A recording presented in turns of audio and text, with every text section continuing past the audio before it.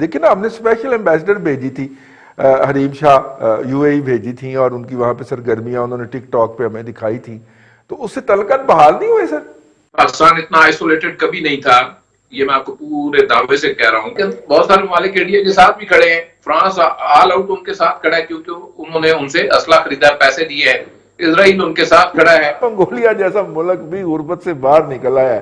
मेरे ख्याल में जिन्होंने पैसे दिए थे और आप वापस मांग रहे हैं और अच्छा। आपको उनके पास चूंकि देने को है नहीं है तो आप हाँ हाँ। नाराज हो जाइए। तो हमारे यहाँ पे आपको पता है ना, इधर यही होता है। नमस्कार दोस्तों, जय Hind. A very warm welcome to Hindustan special. आज की वीडियो में पाकिस्तानी मीडिया ने अपनी सरकार की बहुत खिल्ली उड़ाई है और भारत की बहुत तारीफ की है। पाकिस्तानी मीडिया ये खुल के बता रहा है कि पाकिस्तान आज जितना आइसोलेट है उतना कभी भी नहीं था। भारत के साथ आज सभी देश एक दीवार की तरह खड़े हुए हैं और हमारे साथ कोई भी नहीं है। रिजवान राजी ने आज की वीडियो में ये बताया है कि आपने जिस देश के पैसे देने हो उससे आप नाराज़ हो जाओ, ये हमारी नई फॉरेन पॉलिसी है।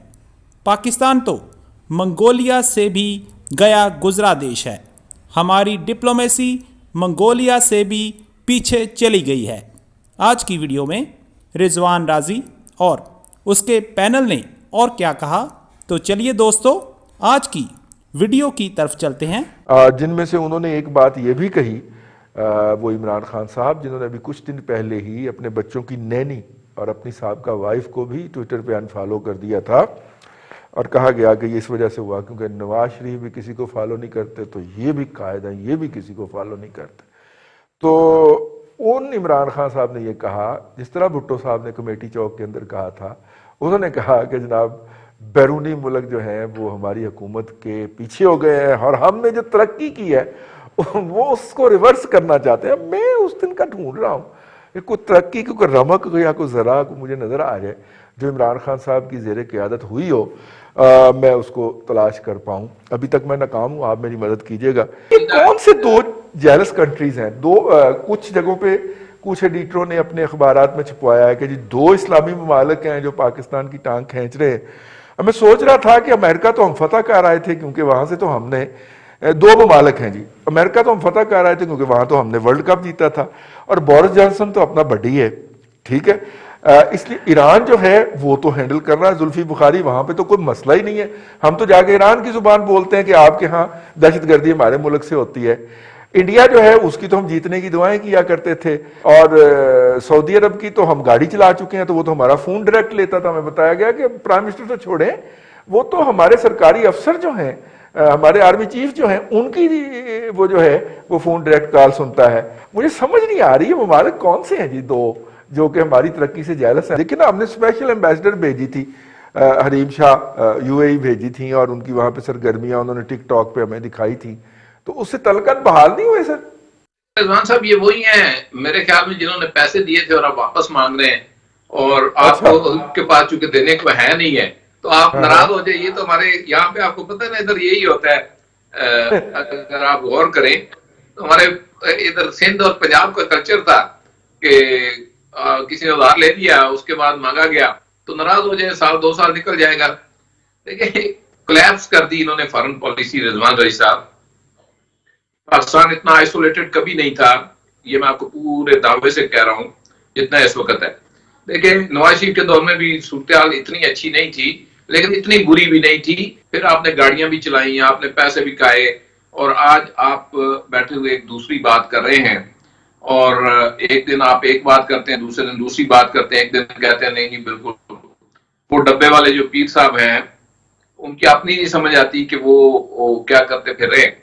फॉरेन पॉलिसी तो खैर दूर की बात है। देखिए सवाल ये उठता है इस वक्त रिजवान रईस साहब, आप कहां पे खड़े हैं?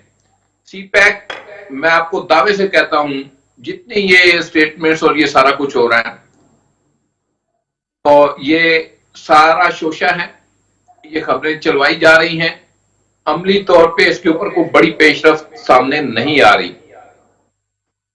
एक फेडरल मिनिस्टर ने मुझे बताया चंद दिन पहले कि चाइनीज के साथ जो मामलात हैं वो हमारी गवर्नमेंट के साथ फ्लेक्सिबल नहीं है इस वक्त, और ये सबको पता है, ये कोई ढकी छुपी बात नहीं है। जिन साहब को सीपैक के ऊपर लगाया हुआ है उनके आर्टिकल्स और उनकी खबरें जो है वो चाइना की स्टेट मीडिया पॉलिसी है, स्टेट रन मीडिया पॉलिसी है उनकी, वो फ्रंट पेज पे छपती रही हैं, उनकी कंसेंट के बगैर, गवर्नमेंट की मर्जी के बगैर नहीं छपती रही।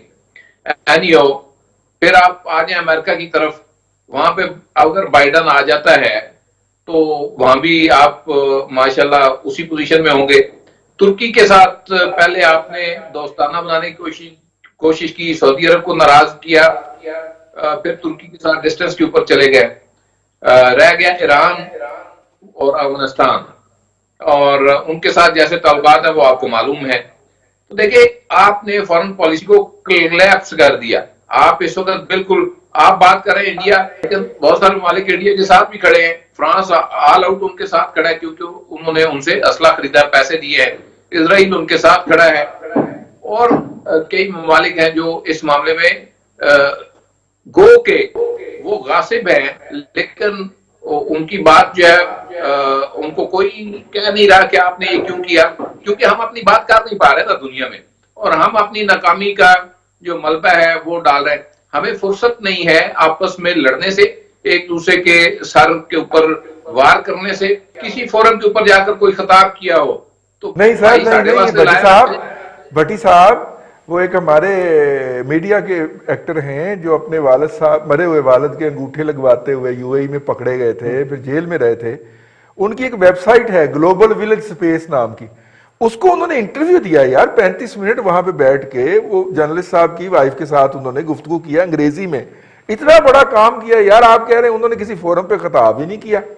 लेकिन यार मैं देख रहा था नक्शे में कि सबसे कमजोर डिप्लोमेटिकली कौन सा मुल्क समझा जाता है, तो मैं वो मुख्तलिफ किस्म की रेटिंग जारी होती है तो गूगल किया, तो उसमें मंगोलिया सबसे वीक मुल्क है जी। एक उसके पूरी साइड पे चाइना वाक़ है और एक उसकी पूरी साइड के ऊपर रशिया वाक़ है, और सर्द जंग हो या ना हो उसकी कभी नहीं सुनी गई जी। वो जब चाहते हैं दोनों मुल्क, जो कि तकरीबन अब सुलह हो गई हुई है, वो उसका गला घूंट देते हैं। अरसलान भट्टी साहब, सॉरी मुमताज भट्टी साहब, दोनों भट्टी साहब। अब उस मुल्क के बारे में मैं पढ़ रहा था कि पिछले दिनों वहां पे गुर्बत की जो शदीद तरीन सतह थी ना, वो उससे बाहर निकल आया। मामला ये है कि हमारे किस हमसाए से ताल्लुकात अच्छे हैं, हम बाकी जितने नहीं हैं। हमने टर्की को नाराज कर लिया मलेशिया ना जाकर, मलेशिया हमारे वैसे ही उन्होंने गाड़ी हमें दे दी है, वो पता नहीं किधर गई गाड़ी, वो चल रही है कि नहीं चल रही है। क्योंकि आप एक मुंह उठाते हैं, आप एक बयान दे देते हैं जी कि फलां फलां मुल्क हमारे खिलाफ है या फलां फलां। भट्टी साहब ने भी सही निशानदेही की है कि जो लोगों से जो उनके पैसे होते हैं बाद में उनसे नाराज हो जाओ जी कि मैं तो गाली नहीं सुनता, तो वो ठीक है, वो कहते ठीक है जी, फिर रहे नहीं सुनता तो अब हम क्या करें, इन लोगों को मार तो सकते नहीं है, लड़ सकते नहीं है। मसला भाई साहब सिर्फ इतना सा है कि पाकिस्तान की गवर्नमेंट को सिर्फ इतना सोचना चाहिए कि दोस्त बनाने चाहिए, दुश्मनियां छोड़ दें।